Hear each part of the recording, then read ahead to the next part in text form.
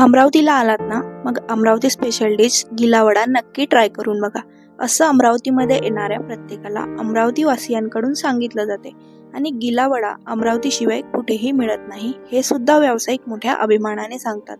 मग हा गिलावडा आहे तरी कसा, त्याची रेसिपी काय ते आज आपण जाणून घेऊया. मीना उपाध्याय,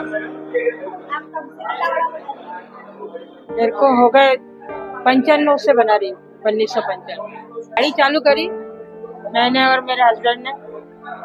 मैं माल बनाती थी, वो बेचते थे और बच्चे छोटे छोटे थे मेरे।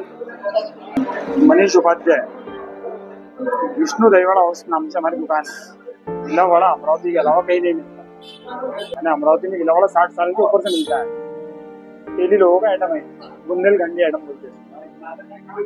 उन लोगों ने यहाँ पे लेके आया है, अपना 96 से काम है गिलावड़े की दाल का बनता है। इसके अंदर हम 4 तरह की चटनी रखते हैं, खटाई, दही, लाल चटनी, हरी चटनी। दाल को पिसाना पड़ता है और तेल में तल के हम इसको पानी में डालते हैं, नमक का पानी रहता है।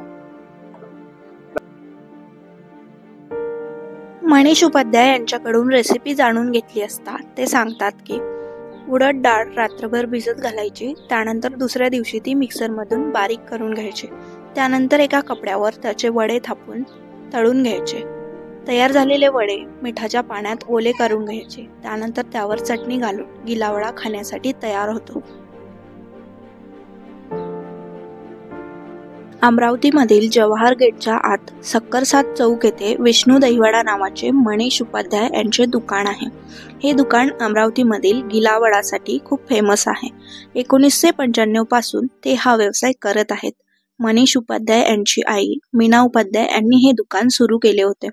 तेव्हापासून ते आतापर्यंत अजूनही हे दुकान आहे. जेव्हा यांनी हा व्यवसाय सुरू केला तेव्हा गिलावडा फक्त 5 रुपयाला मिळत होता, पण आता त्याची किंमत 35 रुपये प्लेट झालेली आहे.